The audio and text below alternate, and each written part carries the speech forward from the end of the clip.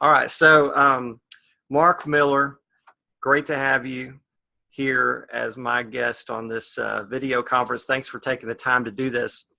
I was thinking before our conversation, Mark, how long we've known each other. And without going into a lot of detail, I do want to say that I met you not long after starting work as a consultant with faith-based organizations around the country with my dad. And my first impressions, I'll never forget, you were on the board of a Christian school. And I'll never forget that my first impression of you was, now we were being paid, by the way, to be there as consultants. But my first impression was, I should be paying thousands of dollars to be in the room and listen to Mark when he opens his mouth and starts speaking. And that's been many years now. It's not an overstatement, Mark, to say that in our work with leaders, you personally, your mentorship of me and your work in writing, and then the many, many conversations we've had, it literally touches everything that we do every single day. And I just want you to know that and say thank you right off the bat for years of impact on me. And of course, thank you for taking the time here today as well. Well, let me just add that you and your dad before you have added huge value to my life. And so, well, that's kind. And I appreciate your years of friendship to him as well before he passed to be with the Lord. So, Mark, for those few who don't know, how would you introduce yourself and a little bit about what you do currently at Chick-fil-A? Well, the way I introduce myself is I sell chicken.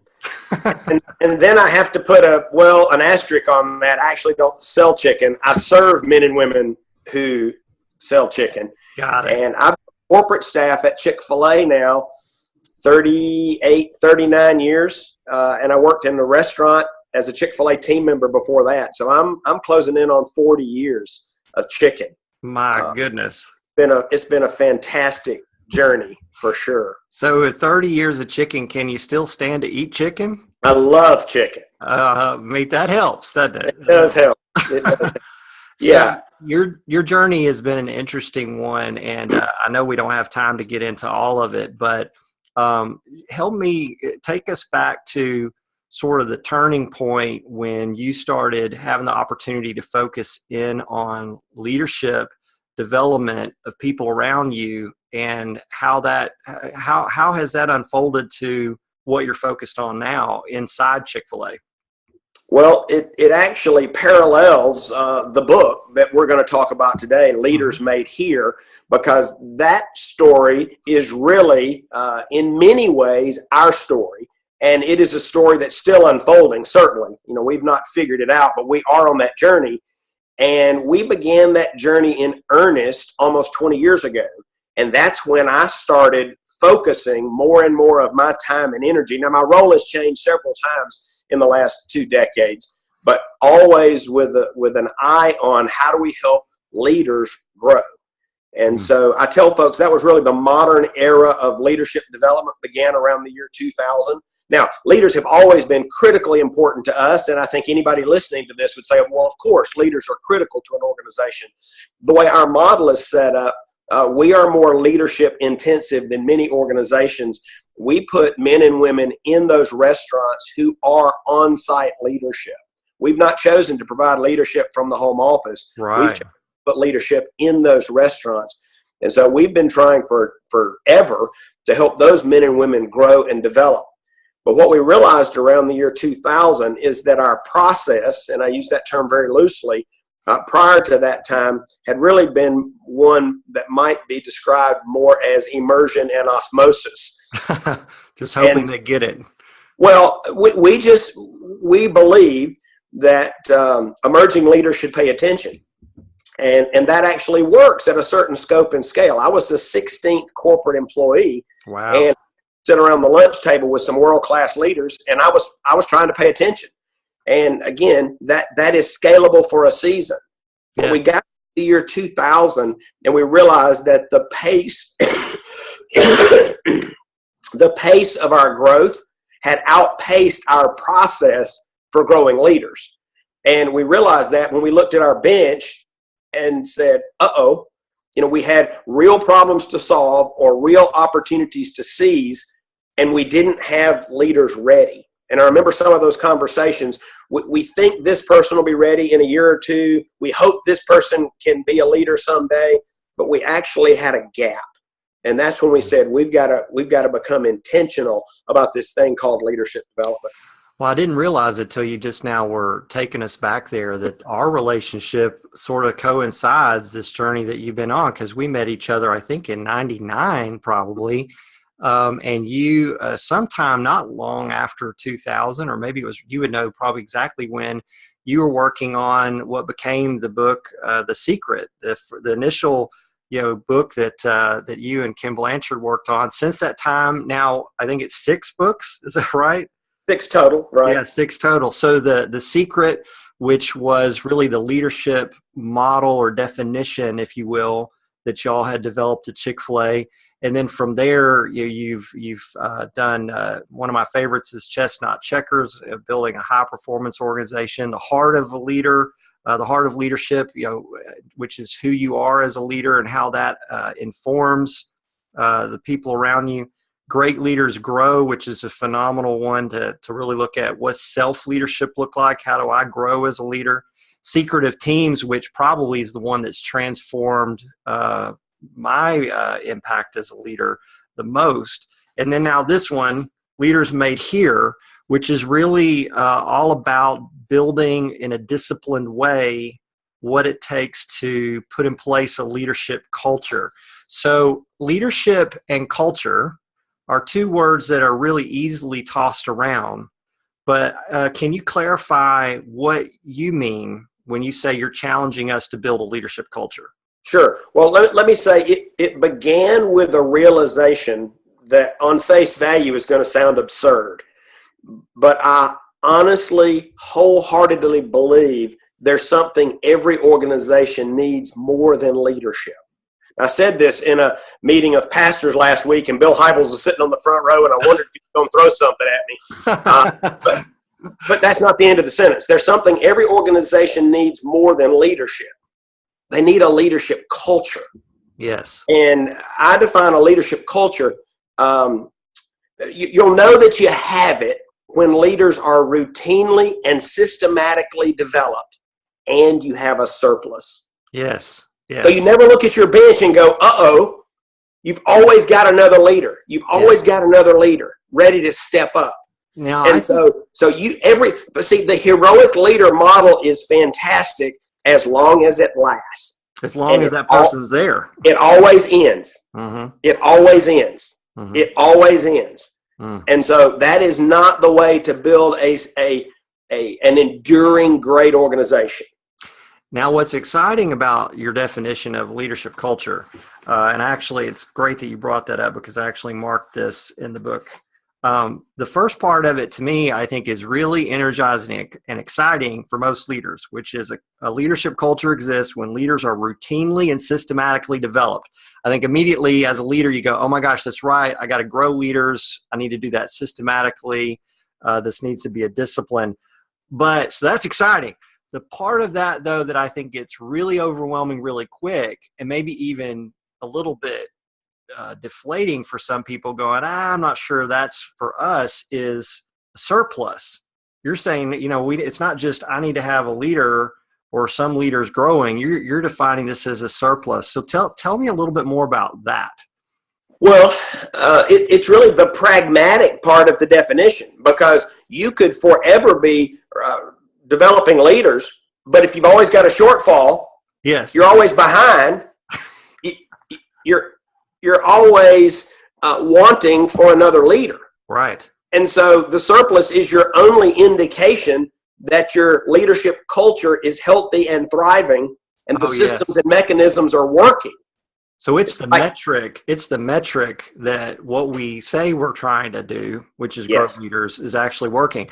Well, and from that perspective, then this is a really a point of honest reflection and evaluation. If you are a leader in a culture, it's not just how am I doing at growing and developing myself and others around me.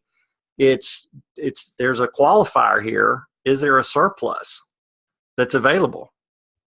Yeah. That's a big challenge. Well, it is a big challenge.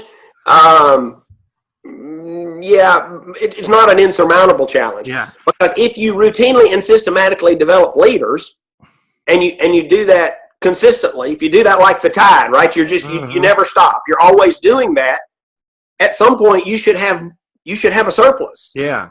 Now, I want to dig into this a little bit more, this particular aspect of what we're talking about. But first, give us a little bit of context here, if we can, because I know this book, like many of those you've written, it's a leadership fable. It's written in a story format, so it's not like this is not based on Chick-fil-A. They're not the example company, but I do know that many, if not all, of the other books you've written were really based upon the work that you and your team have been doing at Chick-fil-A. So how, in your work in recent years, how has that shaped what you ultimately are trying to share and encourage us with in this book? Well, this book, as with the others, is a composite of all of the experiences and all the stories and all the leaders and all the organizations and all the benchmarking that we've done over the years. Wow. And so the story is that composite. Now, to your question specifically, it parallels the journey we've been on and are still on at Chick-fil-A. I'll highlight one point. You referenced the book that Ken and I did called The Secret. Yes. Well, that was the beginning of our journey. I mentioned earlier that we had cracks in our process, and we needed more leaders, and we needed them faster. Yes. I was asked to try and figure that out. Well, I did what you would probably do in a similar circumstance. I put together a team of really smart people, and I said, guess what we get to do? We get to figure out how to accelerate leadership development. Well, the first thing we realized is that we didn't have an agreed upon definition of leadership. Right. Everybody had one. I tell people often, if I passed out 3x5 cards to 1,000 people and said, write your definition of leadership, two things would be true. One, everybody could write down a definition, and two, they'd all be different. And most of them would probably be good. They'd be good. When we started this work in the late, just before 2019, 98, 99, we discovered over 6,000 published definitions of leadership. Oh, my goodness. And so we said the first thing we've got to do is agree on what leadership means to us, not what it means to anybody else, what it means to us. And so we did that work. When Ken Blanchard found out about it, he convinced me we needed to do a book. He said, you guys you've been trying to figure out what leaders look like at Chick-fil-A. He said, what you have done is you've articulated what's been true about leadership forever.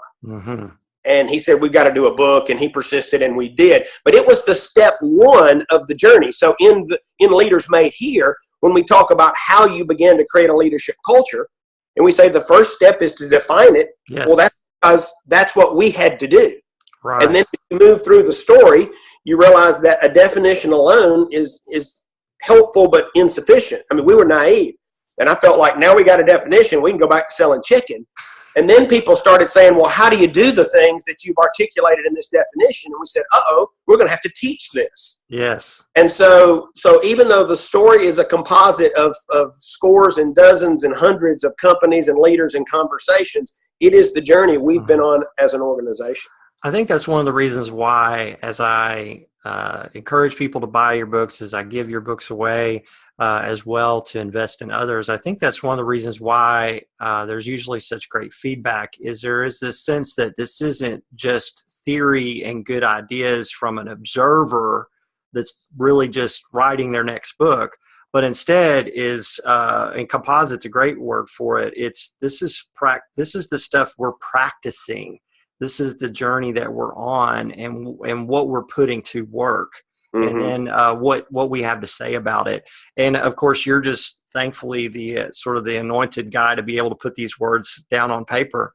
So let's go back to your definition of leadership culture and this idea that it's routinely and systematically developing leaders. And when you have a surplus, I love that there's both sides of this. Well, one of the things you mentioned right off the bat at the beginning of the book, in fact, it's in your introduction, is the objections that you hear. Well, one of them that I hear all the time, and I'm sure you've come across this too, is we can't afford it. I think especially in a nonprofit organization, I'd say that this is probably feels like a major hurdle for them as leaders, which is how in the world how do we add to our leadership bench? That costs money. That's overhead of adding people. So based on your experience, not only with what you're doing at Chick-fil-A, but also your involvement in so many different nonprofit organizations as a donor, as a board member, how would you address that objection, and what are the steps you would encourage them to take if they feel like this is primarily a financial issue for them? Well, first, I guess I would ask an organization to consider, what are you doing to invest in your current leaders? What's the plan? What's the process? Then I would ask you to consider, how can you broaden that circle? Right. Surplus can be one person. Surplus doesn't have to be 100 or 1,000. Yes. And I think you might find, if you're going to do a class on your leadership point of view, it won't cost you a lot more to invite 5 more people to come to that class. People who are already on your payroll. Yes, you've got to pay them for the day, but there's not huge incremental cost. Mm-hmm. The other thing that we have discovered is that a lot of leaders, let me say, the very best leaders, they're learners. And so if you can set these people up with the permission and the expectation that they're supposed to be learners, they can do much of this on their own, particularly after you've given them your definition, your point of view. Yes. I mean, we have challenged people for years and years and years and years that every person in our organization, from the front line to the C-suite, should have an annual development plan. So if you're leading a nonprofit, you could see that as many people as you choose could have some leadership development activities in their annual development plan. Mm-hmm. Maybe it's read a book. Maybe it's find a mentor. These aren't things that cost a lot of money. I think cost is fundamentally an excuse. Yes. Not that there's no cost, but it can be marginal. Mm-hmm. And what we reveal later in the book is you're going to learn most of what you know about leadership. Most leaders are going to learn most of what they know about leadership by actually leading. So if you've got an emerging leader, someone you've got your eye on, you can actually give them real opportunities to lead and accelerate their leadership development without ever having to spend a dime on them.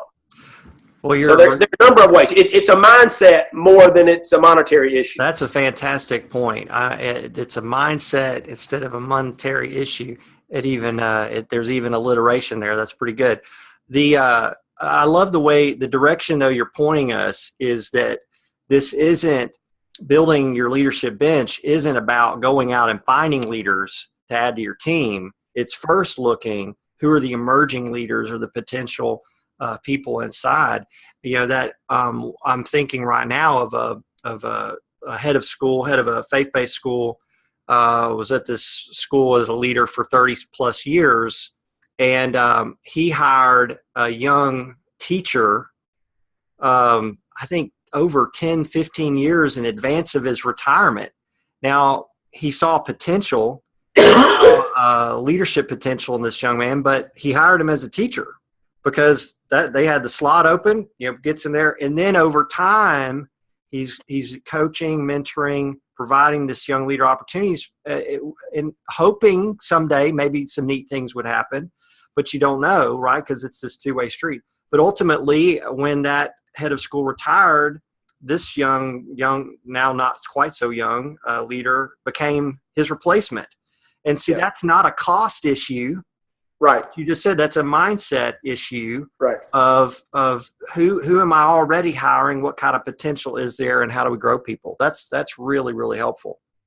Yeah, I know of a similar situation where a head of one of the larger Christian schools in America started as a teacher there 25 years ago and has been disciplined and persistent and consistent with his leadership development efforts that he initiated himself. Yes. And when the previous headmaster left, the board went to him and said, "You're the guy." Wow. He actually would tell you he had no aspirations. He just knew it was a stewardship issue for him to grow his leadership skills, and he'd been doing it for over 2 decades, and now he's the headmaster of one of the largest Christian schools in America. So some of what you that's one of the things I love about this book as well, is some of what you're pointing out here, as you said earlier, can and does happen on its own, but to do it systematically, as you say, it's like putting fuel on a fire, because if you take somebody like the 2 people we just described, and you give them a common definition of leadership, a framework to evaluate themselves sort of against this model, this point of view. And that's just one piece of it, obviously, but that's a huge thing that they can get started. Otherwise, it's just like, well, I want to be, and I see this a lot. People go, I want to be a leader. I want to be an entrepreneur. I want to be a this, but that's just a word, right? We've got to put some meat to that. I'm really interested too in how did this need, you mentioned early on 2000, how did the need for growing more leaders, how did that even get translated or communicated to then you and then your team and then others? Meaning, was there just a general sense at the CEO level that, hey, this is a good idea, let's grow more leaders? Or was there more of a mandate? Was there like a stated goal? We've got to have more leaders by this amount of time. How did that come kind of become such a driving force? Well, it's complicated, and there are probably a dozen factors that converge. Now, I'm not saying you would have to have all of those factors, but in our case, there were many, many factors, and one of them is just leadership foresight, leadership vision. As leaders began to look at the pain points in the organization, as they began to look at the potential, the potential growth curve. We actually do believe John Maxwell when he talks about leaders being the lid on an organization. Yes. And we knew that if we didn't have more leaders, we were going to create a lid. And that as we thought about the restaurants, if those restaurants didn't grow up more leaders, they were never going to reach their full potential. There were some pain points, literally, I mentioned earlier, some opportunities to be seized and some problems to be solved, and we didn't have anybody to put on. I mean, that's generally what you do when you have opportunities and problems. You put a leader on it. Yes. You say, go get this. Mm-hmm. So we had any number of factors, and we just said we're gonna tackle this. And senior leaders made that decision because senior leaders generally are the ones that allocate people and resources. Mm-hmm. So it wasn't just a survival, like we got to transition these aging leaders. It was a gap. No. You looked at the gap between the opportunities that you had, the impact that you could see that you could have as an organization, right? And assessed, do we have the people to put on that? It was a stewardship issue. It was not a succession play. It was a stewardship play. Yeah. Now, I think that's important because I think a lot of times when people think about growing their leadership bench, that they're thinking succession, right? And that's really one of the last parts of doing this success, right? Because we hope and pray and trust that the organization is going to grow, and again, we would hope it's going to grow exponentially. Well, the key factor in growth is leadership in any organization, anywhere. I even tell church leaders, God is not your problem. He's on your side. Yes. So what's up, right? I mean, what's up here? See, we say the same thing about giving, that the resources are not the problem. The resources are there. God has the resources. It's a people problem because He uses people to bring these about. Let me ask you, let's shift directions a little bit. Let me ask you about a couple of choices that I noticed you made as the author, which I found interesting. So many leadership books, I hope I'm not offending you via some of your favorite authors, but many leadership books are sort of fairy tale like, I think, where if you do these 10 things, everything's going to do right. And what I noticed in this book, without giving away the story, the book takes a darker turn at several places. I mean, there's some major circumstances facing the life of the primary leader. There's the loss of life. There's one of the leaders is dealing with recovering from addiction. So there's some darker things happening here in this story. And I'm just curious as to your motivations as the writer in making those choices for leaders to have to face, because I think that's a little bit different from what I've seen from you in the past, and certainly different from a lot of the leadership stuff out there, which is sort of add water, stir, and life is going to be great. Two or three things going on there. My publisher has continued to press on me. I never have seen myself as a writer. I mean, I sell chicken, and there are times when my publisher questions whether I'm a writer or not. And on this particular book, he read an early draft and he said, "This is really boring." And so I'm thinking, okay, how does a guy that sells chicken, make Wow. a more engaging and interesting story? And so some of this is me attempting to be a better writer, not even a different writer, but I want people to not only connect with the story, but I want the story to be believable in part because I want them to believe the content. Yes. And so my fear is if they don't believe the story, it may undermine the content. Yeah. And so I've been accused for years of being painfully pragmatic. And I said, well, I guess I'll take that. Probably true, because as you said earlier, at the end of the day, leaders have to lead, right? You got to do stuff. Mm-hmm. And so this was an attempt for me to, as a writer, to create a story that actually looks more like real life. And I think you successfully did that. I think if your goal was to grow in your own writing, one of your goals, that certainly happened. But I think too, it, to me, reading it, it gave just some assurance of, we're going to face some tough stuff as leaders. And so having that bench there, not just because things are going to go better or we're going to make more money or we're going to be healthier, we're going to impact more people, but also we're going to have people to go through this with when times get tough.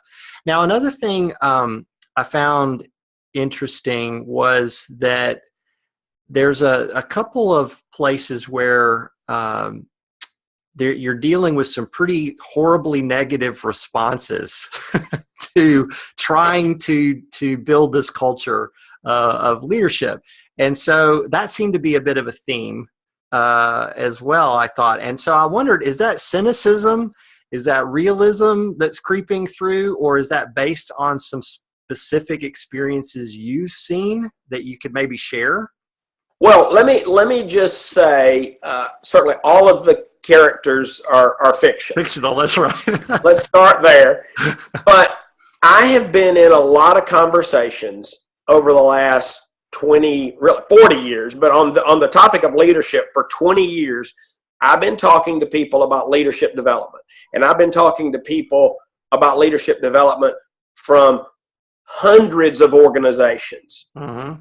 And those conversations are real. Yes. Those are real conversations with real people. Maybe it was in a church, maybe it was in a school, maybe it was in a multinational corporation, maybe it was in a mom and pop, maybe it was in a chicken restaurant. But that's, again, part of what I'm trying to do, as I referenced a moment ago, is I want the stories to be believable. Yes. So I think whenever possible, I need to use real conversation. Yes, yes. Because I don't want somebody to say, well, nobody would ever say that. Well, because if I've written it, they would. At least that's my heart. That's my. I love that. If they've written it, they would. And my own emotional response as a reader, and I think other people will feel this as well, was this is definitely real, because my own blood pressure starts coming up at some of those comments, because frankly, while the words may have been different, some of the message was still the same, which is anything from you can't teach leadership. To we're doing just fine. I don't get this, or hey, you have fun with that, but I'm not going to be a part of it. Boy, that's tough. So again, I appreciated really appreciated that that edge to what you're sharing here, because I think it's really helpful for leaders to know that you could be doing everything right and have faced some very significant obstacles from anything from attitude to downright subterfuge to take it down. So a few more questions that I had I really want to try to get into. One of the things that really shocked me was your belief and experience, I guess, that there needs to be varying types of leadership learning experiences, and that you mentioned specifically that face-to-face alone, don't make the mistake of thinking it's all got to be face-to-face, that with technology today.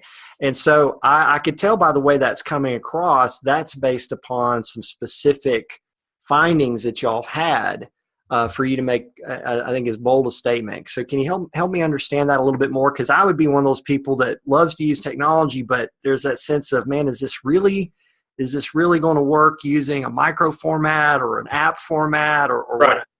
Right. Well, yeah, several things there.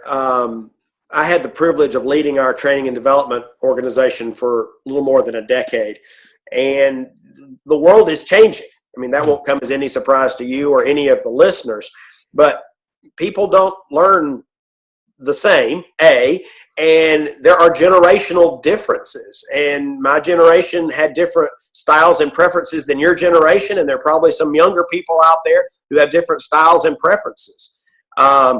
And many of those are technology enabled. And so I think we have to be very, very, very, very careful as leaders not to project. We tend to assume that our preferences are the preferences of others, and that's always wrong. Everyone has their own learning style, their own learning preference. Again, it's a combination of personal wiring, personality and temperament, and generational bias. It's just different. I saw an app yesterday. I haven't been to it yet. I was in a meeting where it went up on the screen, and I've got to check it out. But it's 1.5 to 2 second learning snippets.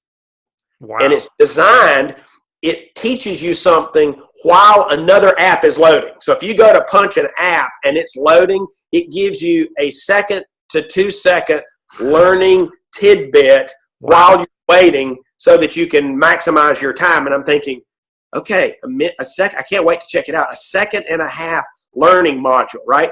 I'm the guy who, I grew up on 90-minute keynote presentations at conferences. Sure. And, it's like, okay. And then and TED was a big breakthrough with 20-minute, 18-minute talks. And then all of a sudden you're doing these micro training modules that are 90 seconds. I heard somebody say recently, the next learning frontier is how to teach and tell a story on Twitter. Wow. So 140 characters. How do you teach and tell a story in 140 characters? Mm-hmm. I think this 1.5 second thing may be quicker than that. I mean, wow. I don't know where it's going next, mm-hmm. right? But you think about that makes me think about Instagram as an example. I mean, how much time do you spend glancing at a quote or a photo or a story on Instagram? But if you're in that generation, and sometimes it's not even a generational, if that's your thing, that's where you're spending a lot of time and attention, that is an opportunity to grow people, right? If it works to sell chicken or sell beer, it probably would work to also impact the positive development of leaders.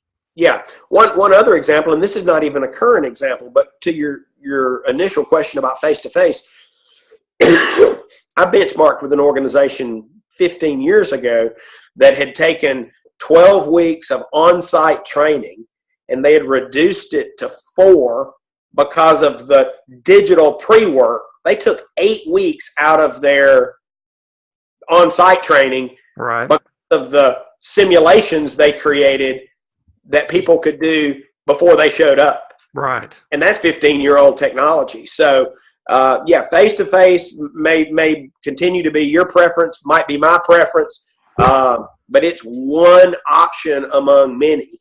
for helping people learn and grow. So as you're providing these different learning experiences to connect with different generations and different learning styles, if you're, let's say you're a leader of a smaller organization, how do you increase engagement or volunteerism in this culture that you're trying to build?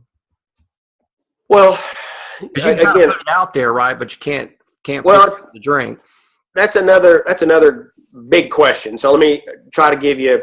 Well, you know me, I like big questions. Well, I love big questions, but this is not really. We need a couple hours to unpack this. Speaking of long format, yeah. Do your last part about take them to water, not make them drink. Mm-hmm. One of my mentors was Howard Hendricks from Dallas Theological Seminary. Yes. And he says, you can make a horse drink. He said, you put salt in their oats. And I think if we can make people thirsty, we can make them thirsty, we can make them drink. Mm-hmm. And so I think the way we do that, I think leaders have to model it. Leaders have to set the expectation. There has to be recognition and accountability. Mm. I think you can actually create a context and an environment where growth, because that's, I think, what we're talking about right this second, is personal growth, leadership growth. It becomes the norm. Mm-hmm. It becomes the expectation. And I think some of the things in this book, as you create this culture, you will not have to force learning. Yeah. It will become part of who this organization is and who it is becoming. And I guess a couple of thoughts that come to mind as you share that would be, the equivalent of this putting salt in their oats would be reinforcing why we're here as an organization, asking, doing listening as a leader. Why are you here? Where are you trying to go? What are your dreams? What are your goals? How can I help you in that journey as well? That unlocks that sense of there's something bigger here than just showing up to work every day. Or going to participate in a seminar or do something online. So that makes a lot of sense. There's a vision that we're all moving towards. And then I guess my final thought on that, and I think it was Plato that said, what is honored in a land is cultivated there. Yes. And if you celebrate the people who are learning and growing, I think you'll move the ball down the field further and faster than you might imagine. Well, we've covered a ton of ground, and you've given me way more time than you probably should have. But I'm grateful, and I know it's impacting me. But the impact of this conversation, I think, is going to be very far-reaching. As we kind of bring this to a close, one of the objections that or concerns I think that comes up sometimes is, and you've heard this, we've talked about it. Well, if you hire great people and you coach them and you grow them, they're likely to leave. But I want to ask you about something I think is not mentioned very much, but it's very real, which is, what if you hire these great people, coach them, grow them, and then you leave? And you're the leader, the person that's really built in all of this. What's going to ensure that, especially in the case of a nonprofit, what's going to ensure that the board recognizes the leadership potential of the people that you've grown and doesn't fall into what I would call that a prophet has no honor in his own hometown syndrome? Right. And so you've done all this work to grow these people, you leave to your next work, and they say, we need to go hire a great leader from somewhere else. So what can you as a leader do to address that, or do you just not worry about it? Well, a couple of thoughts. Again, thanks for a really big question. I love big questions. Something in my spirit cringes to give you a 10-cent answer to $1 million question. Excuse me.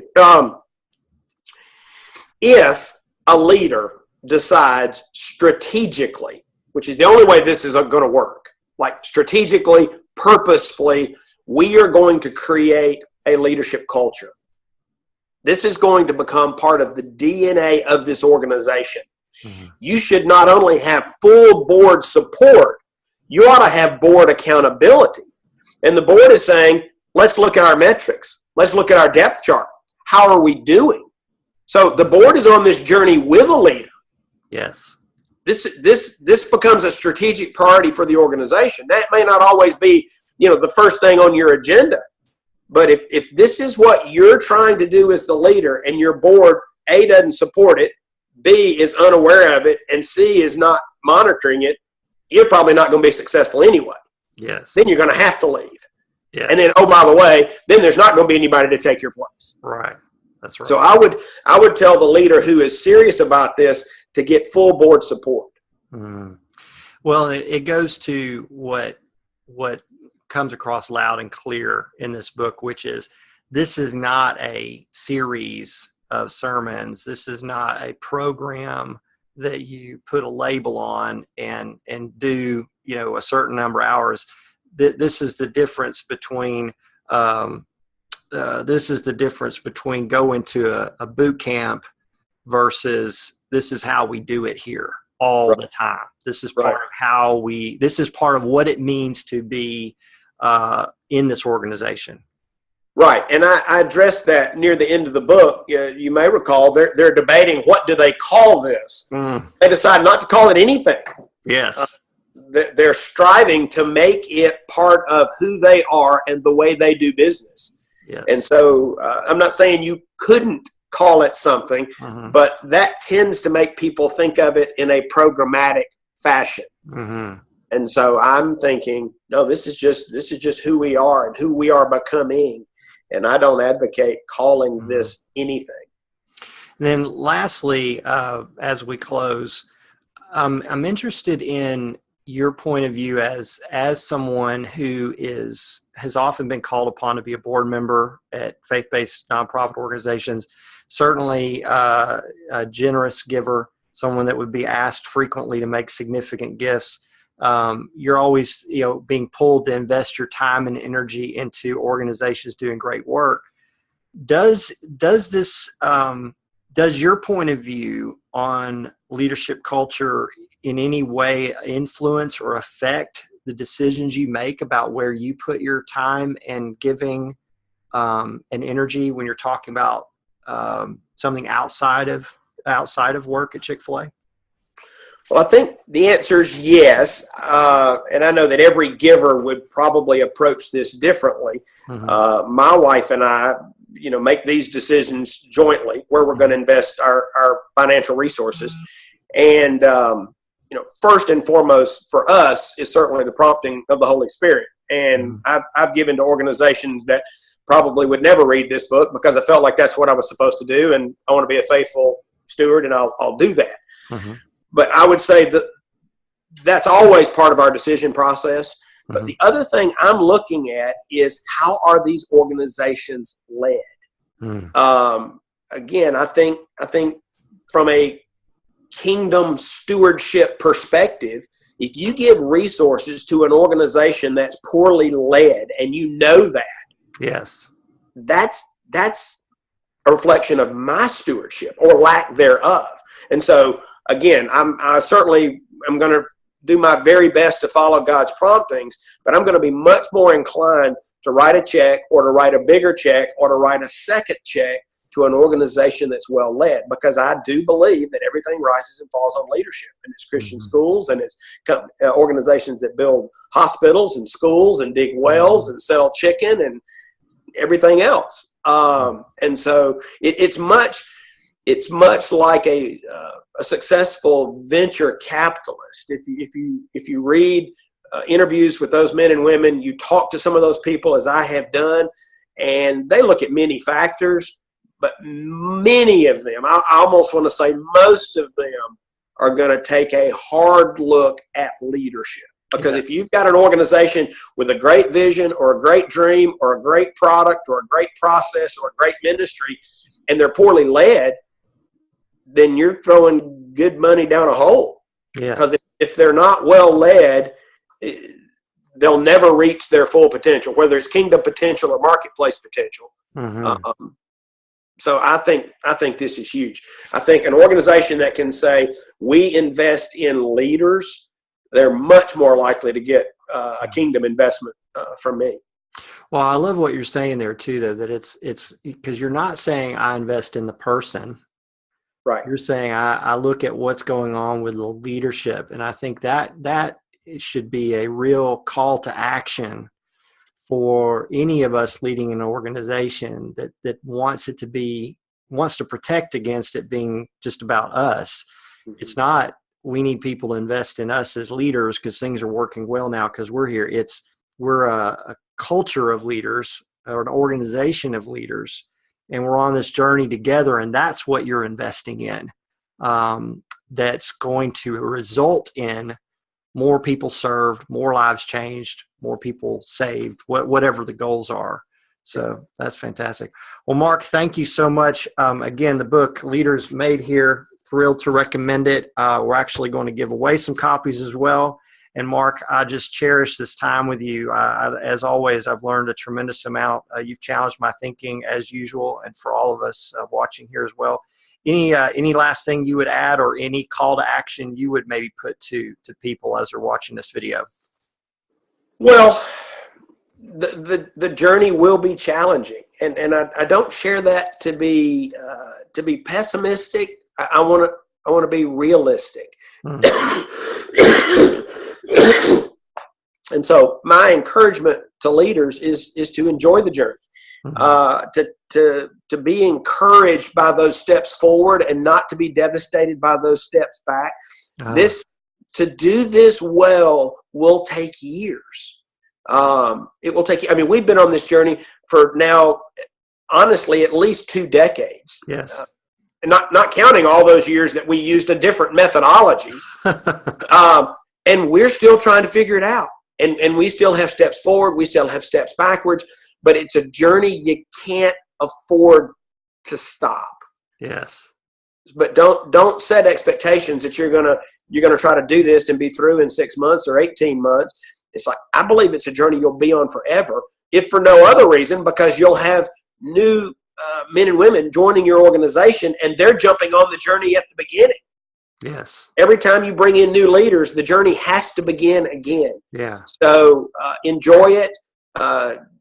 Be patient, and I think you'll see the fruit. But the fruit's not a one-time harvest. It's a never-ending harvest.